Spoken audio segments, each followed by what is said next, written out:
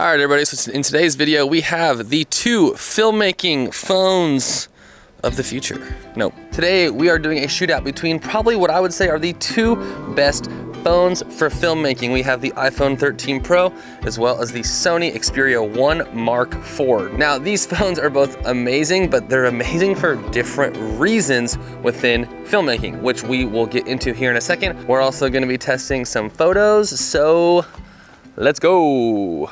I'm gonna take these off because honestly can't really see with them on.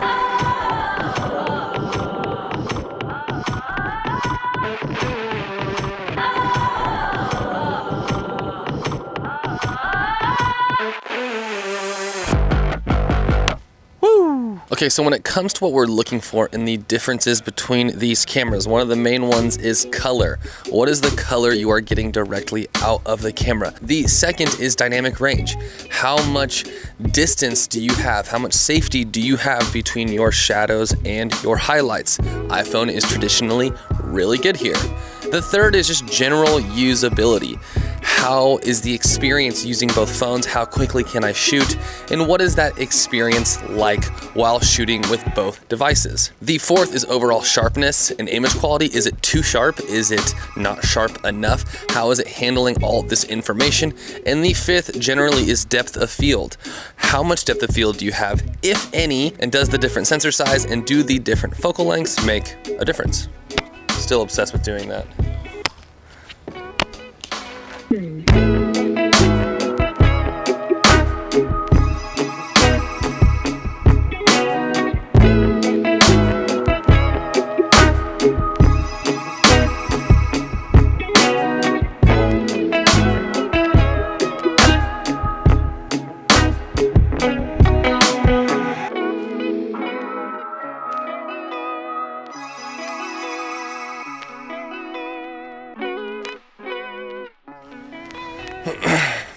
All right, so far they honestly look pretty different.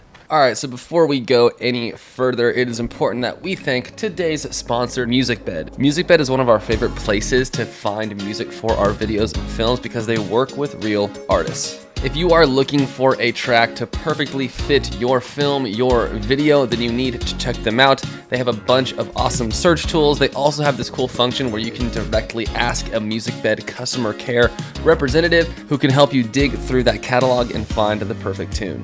I've been using MusicBed for the last 6 or 7 years and have used them for almost every project I've shot. And every time I go look through that catalog, I can pretty much find a song that perfectly fits. We have some friends who have built entire music careers around MusicBed, and we can just not speak highly enough about them as a company. We've loved working with them, and we think you will too. So check out the link in the description to learn more. Okay, back to the video. In honor of our podcast, you should listen if you don't already.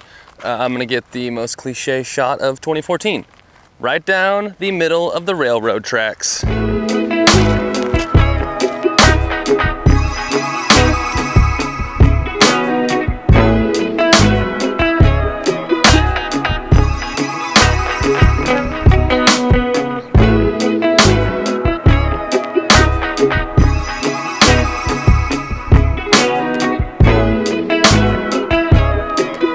More depth of field testing. We're gonna use the 3X and the 85. A lot of bugs, a lot of bees. Try to focus in the same spot. And we're kind of looking at that foreground and midground. Is there bokeh?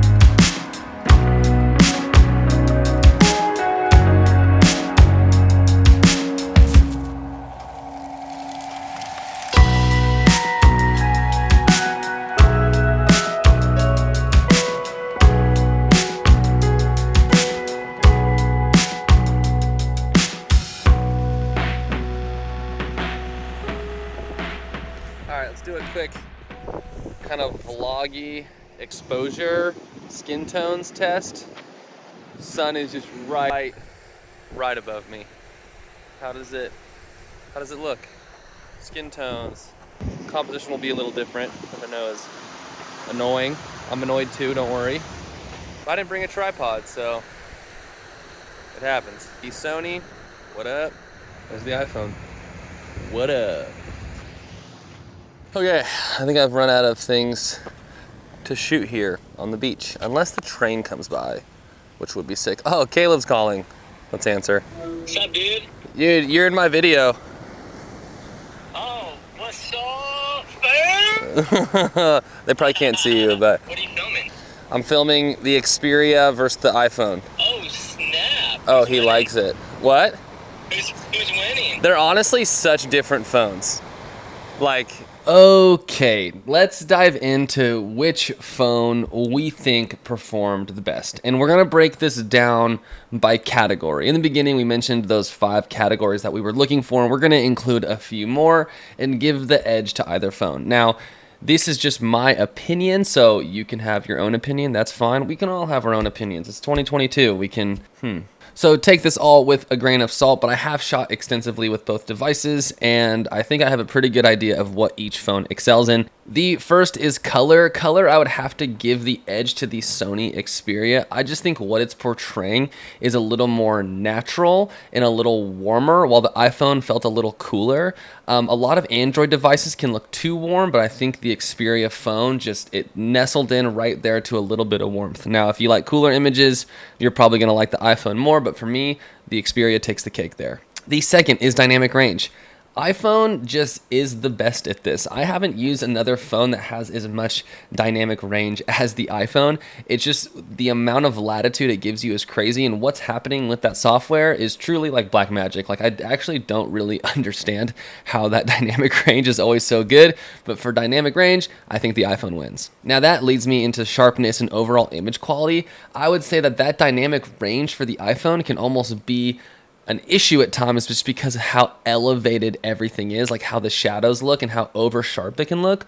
While I felt the Sony Xperia phone just looked a little more natural, it didn't look a little over sharpened, and the things that weren't supposed to be bright weren't. And I know that's kind of confusing, but there were some times when some of the bushes, some of the greens on the iPhone, the level, the exposure was just way too bright that it looked somewhat fake, while on the Xperia, it looked more classic. It looked more natural to what you'd see out of a DSLR or a mirrorless camera. The fourth thing here is usability. Now, the iPhone is much easier to use in the native app just because there aren't that many buttons. You can shoot a lot of auto on the Sony Xperia as well, like we did, but the Sony Xperia device is going to give you a bunch of those pro features. So it's almost like iPhone, if you don't really want to think about it, is great. Sony Xperia gives you those pro features in the native camera. And if you want to use those pro features on the iPhone, then you need to download an extra app. So usability, I think it's kind of a tie because you're so quick to shoot on the iPhone that it's nice, but if you were actually on set shooting a film, shooting something that you were taking a little more seriously, then the usability of the Sony Xperia would be better.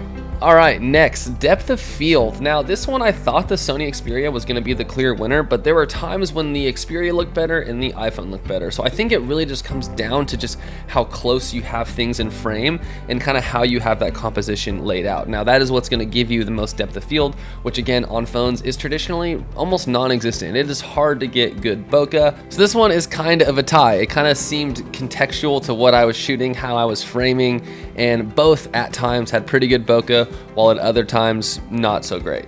Now for autofocus, I gotta give the edge to Sony here. They are the autofocus kings, and on the Xperia 1 Mark IV, they have that continuous tracking with that little magic white square on all Sony cameras that just lets you know you're good.